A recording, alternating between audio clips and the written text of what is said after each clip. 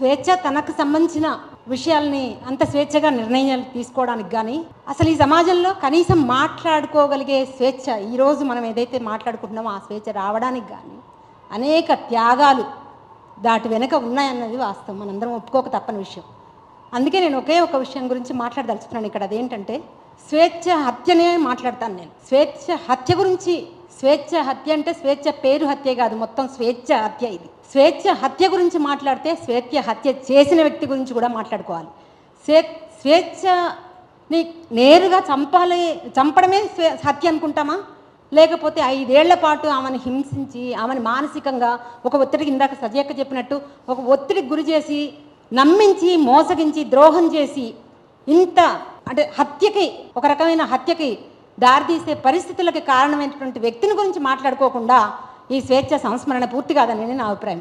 అలాగే ఇంకొక విషయాన్ని మనం గుర్తుపెట్టుకోవాల్సింది ఏంటంటే స్వేచ్ఛకి వ్యతిరేకంగా వాడు రాసినటువంటి లేఖని ఒక్కసారి పరిశీలించండి అందరూ.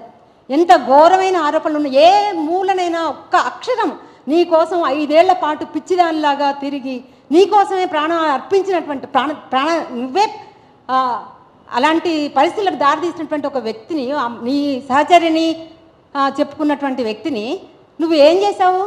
ఒక్క అక్షరం ముక్క కూడా ఆమె గురించి సానుభూతిగా కానీ, అయ్యో చనిపోయింది, ఇన్నేళ్ల పాటు నాతో ఉంది, ఇలా చనిపోయిందనన్న బాధ కూడా లేకుండా ఉంటే నువ్వు ఎట్లా మనిషివయ్యావు? అది ఏమీ లేకుండా, అంటే నువ్వు ఇంత కించిత్ బాధ లేకుండా నువ్వు అంత పెద్ద ఉత్తరం రాసి ఆ ఉత్తరంలో భయానకమైన ఆరోపణలు చేసి అనేక మంది మీద, ఉద్యమాల్లో ఉన్నటువంటి వాళ్ళ మీద, వాళ్ళ అమ్మా నాన్న, వాడు రాస్తాడు వదిలేశారు, వాళ్ళ అమ్మా నాన్న వదిలేసి వెళ్ళిపోయారు, ఎక్కడికో ఉద్యమంలోకి వెళ్ళిపోయారు వాళ్ళు. ఆ రోజు నువ్వు ఉన్న పరిస్థితులు ఏంటి, ఆ రోజు దానికి దారితీసిన పరిస్థితులు ఏంటి, ఆ అమ్మాయిని వదిలేసి వెళ్ళిపోవడం అనేది అంత దారుణమైన విషయంగా మీకు కనిపించిందా? అంటే నువ్వు కానీ నీ వెనక నిలబడ్డ వాళ్ళు కానీ, మనం ఇందాక సంజయ్ చెప్పుకున్నట్టు వ్యక్తిగతం అంతా రాజకీయమే అన్నట్టు, ఈ రాజకీయ ఆయన వెనక నిలబడ్డ వాళ్ళు ఎవరైనా సరే ఈ విషయాన్ని ప్రశ్నించారా? నువ్వు చేసిన విషయాన్ని సమర్థించకపోవచ్చు, కానీ కనీసం ఎక్కడైనా ఖండన ఉందా? ఇది చేసిన తప్పు అని చెప్పి ఆమెకి నివాళులు అర్పించడంగా పెద్ద ప్రకటనలు చేశారు, కానీ నువ్వు చేసింది చాలా తప్పు, వాడిని కఠినంగా శిక్షించాల్సిందే అని నీ వైపు ఉన్న వాళ్ళు ఎవరైనా మాట్లాడారా? వాళ్ళందరూ నీకు కొమ్ము కాస్తున్నట్టే కదా ఇప్పుడు ఆ పూర్ణచంద్రరావుకి. ఆ విషయాన్ని మనం ఎక్కడా చర్చించాం, ఆ విషయాన్ని మనం ఎక్కడా మాట్లాడాం. కేవలం స్వేచ్ఛ ఏం చేసింది, ఎన్ని విడాకులు తీసుకుంది, ఎంతమందితో ఉంది, లేకపోతే ఎంతమందితో సహజీవనం చేసింది, ఇదే నీకు కావాల్సింది. నువ్వు చేసిన తప్పును నువ్వు ఖండించకుండా ఈ ప్రపంచానికి అంతటికి కావాల్సింది స్వేచ్ఛ ఏం చేసింది అనేది.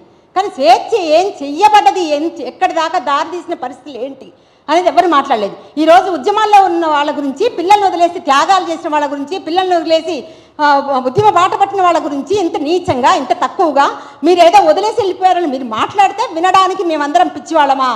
అంత అమాయకులా ఈ ప్రపంచంలో ఉన్నది? నీకు ఆ లేఖ రాయడానికి సిగ్గు అనిపించలేదా అని నేను అడుగుతున్నా. సిగ్గుగా కూడా లేదా? పైగా అంత ఒక ఛానల్లో, సారీ ఇట్లాంటప్పుడు ఈ విషయాలను కూడా మాట్లాడుకోవాలి, ఒక ఛానల్లో దాన్ని వాయిస్ ఓవర్గా రాసి మాట్లాడుతున్నారు. ఆయన ఏదో పెద్ద అంటే ఆ మాడ్యులేషన్ కానీ అలా గంభీరంగా పూర్ణచంద్రరావు మాట్లాడినట్టుగా దాన్ని ఎక్స్ప్రెస్ చేస్తూ దాన్ని పుంకాలుగా వస్తున్నాయి వీడియోలు. అదే మీరు చేయాల్సింది, అది కాదు కదా. మొన్న వనజ మేము మా జర్నలిస్టులు అందరం వెళ్ళి చేశాం. దాంట్లో ఆ మీడియా గ్రూప్లో బోల్డ్ మంది ఉన్నారు. మీరందరూ కూడా ప్రశ్నించాల్సిన అవసరం ఉంది, మీరందరూ కూడా చెప్పాల్సిన అవసరం ఉంది. అది కాకుండా మనం పూర్ణచంద్రరావు చేసిన దుర్మార్గాన్ని ఖండించకుండా, పూర్ణచంద్ర నాయక్ చేసినటువంటి దుర్మార్గాన్ని ఖండించకుండా, ఆ విషయాన్ని మాత్రం మాట్లాడకుండా మిగతా 100 విషయాలు మాట్లాడుకున్నా అనవసరం. కాబట్టి మీరు ఎవరైతే ఈ పూర్ణచంద్ర నాయక్ వెనక ఉన్నారో వాళ్ళు కూడా ఖచ్చితంగా దీన్ని ఖండించి తీరాలి. ఖండించి తీరకపోతే మీరు సమాజంలో దోషులుగా నిలబడాల్సి వస్తుంది. అది ఎవరైనా కావచ్చు, సంతోష్ కావచ్చు, ఇంకొకరు కావచ్చు. ఒక రకంగా పేరు స్వేచ్ఛ నాకు ఎక్కువ తెలియదు.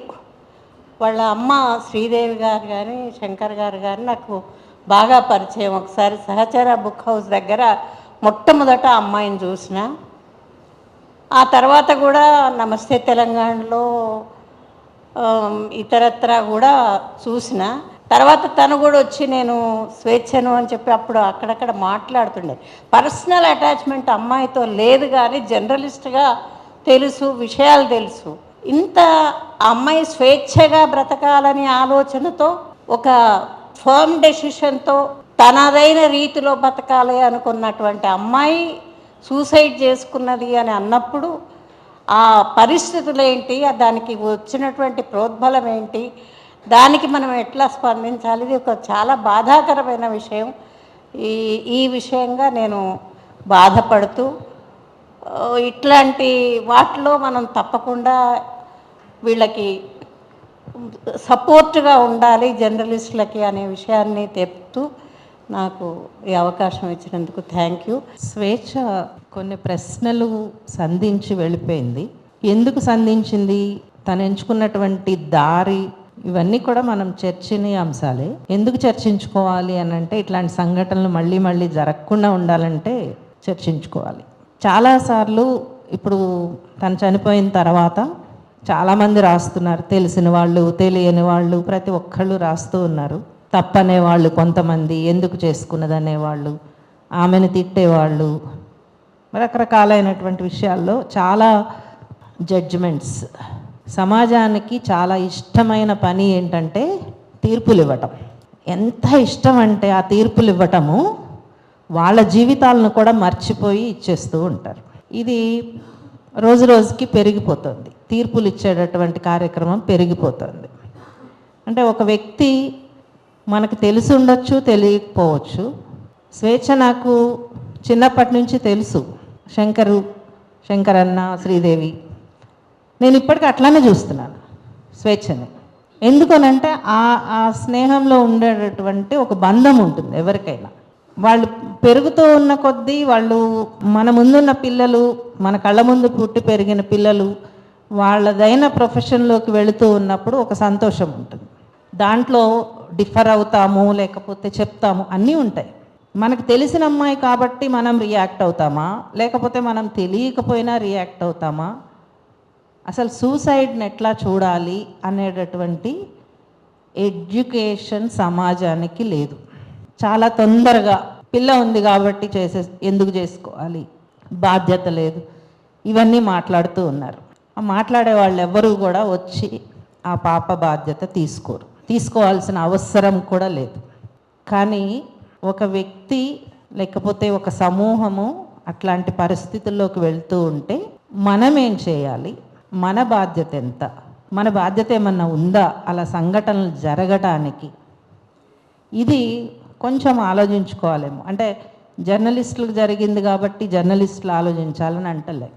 4-5 దశాబ్దాల నుంచి స్త్రీల బలవన్మరణాల మీద పనిచేస్తున్నటువంటి వాళ్ళం.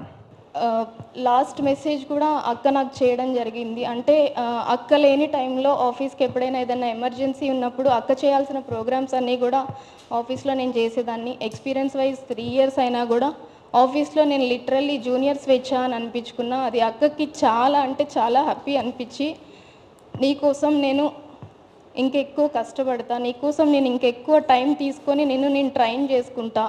ఆఫీస్లో అందరూ నిన్ను జూనియర్ స్వేచ్ఛ అన్నారు కదా, నా తర్వాత ఆఫీస్లో నువ్వే ఉండాలి అని అనుకోకుండా ఆ రోజు అక్క ప్రోగ్రాం నేనే చేయాల్సి వచ్చింది. అక్క నాకు మెసేజ్ చేశారు, నేను 6 లోపు ఆఫీస్కి వస్తే ఓకే, లేదు అంటే నా ప్రోగ్రాం నువ్వు చూసుకో అని చెప్పి మెసేజ్ చేశారు.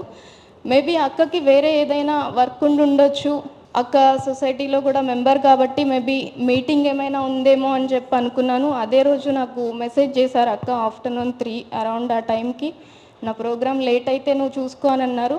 కానీ అప్పటికి అక్క మన మధ్యలో లేరు. నాకు ఆ విషయం తెలియకుండానే అక్క ప్రోగ్రామ్ కూడా నేను హ్యాండిల్ చేశాను ఆ రోజు. తర్వాత తెలిసింది ఈ విషయం. స్వేచ్ఛ నేను వి వర్క్ టుగెదర్. విషయం తెలిసినాక నాకు ఏడుపు రాలే, కోపం వచ్చింది. ఏం పిచ్చి పని చేసింది అంటే ఏమంత బాధ వచ్చింది, మేమంతా లేమా. And she's a bold lady. ఒక లైన్ యాప్ట్గా తనకి సెట్ అవుతుంది, she's a beauty with brain. జర్నలిజంలో ఇట్స్ బీన్ 2 decades. చాలామందిని చూసాం, అంటే రిపోర్టర్స్ అని, యాంకర్స్ అని వస్తారు. కొంతమంది ప్యాషన్తో వస్తారు, కొంతమంది ఫ్యాషన్గా వస్తారు. బట్ దీనికి దేవుడిచ్చిన వరం, రూపం ఉంది, బ్రెయిన్ కూడా ఉంది. అది మనకి జర్నలిస్ట్ కావాల్సిన మెయిన్ ఇంగ్రీడియంట్. అది వేస్ట్ చేసుకుని వెళ్ళిపోయింది. సో ఐ కెన్ ఓన్లీ, నేను ఇతో కటీఫ్ Swechha, it's a great loss to the journalist fraternity.